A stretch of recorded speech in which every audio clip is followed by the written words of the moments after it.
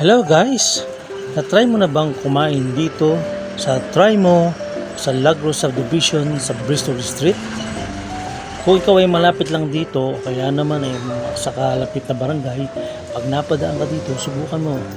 Guys, marami kang pagpipilian dito. Meron silang bulalo, meron silang sisig, meron silang liempo with rice, at ang kanilang sikat na shawarma. Sa bandang itaas ng kanilang tindahan ay makikita nyo ang kanilang mga menu, pati ang presyo, at kayang-kaya ng inyong bulsa. Mapapansin nyo rin na sa kanilang tindahan at kainan ay napakalinis at komportable kayong kumain. Maluwag siya at tahimik. Tara guys, try natin. Order po. Ayan yung shawarma. Isa lang ma'am. Magkano po yung ma'am? Saka isang, ano yung drinks nyo dyan po? Ano pong drinks nyo po? Yan saka yung orange ba? Orange, royal ba yan? Ano yan? Orange? Sankis?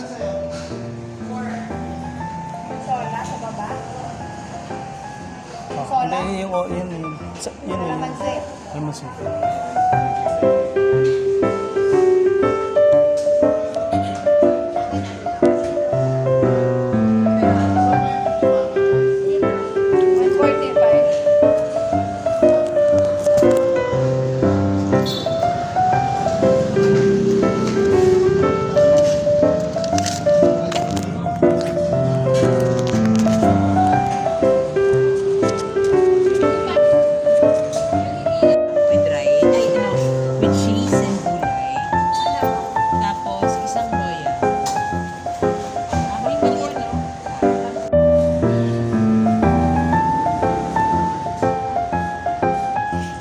Guys, ito yung shawarma nila.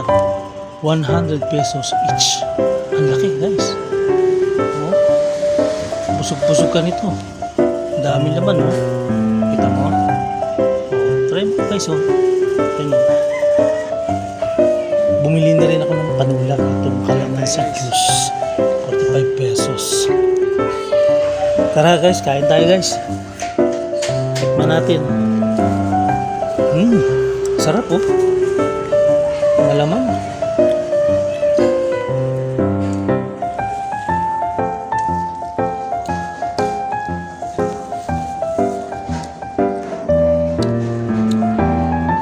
₱100.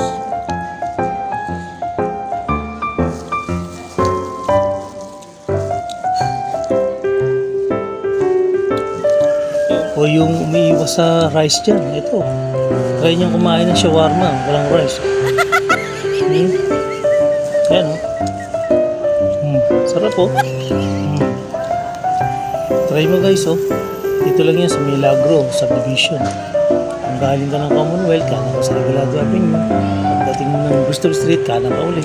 Tapos yung tutumbukin ng street na yun, ng Bristol Street, yun ang Milagro Subdivision. Sa bandang kanan, nandun siya nakapwesto. Bagong gawa. Linis, at sa kabilang bukas ito. Sa pagkakaalam ko, sarado sila.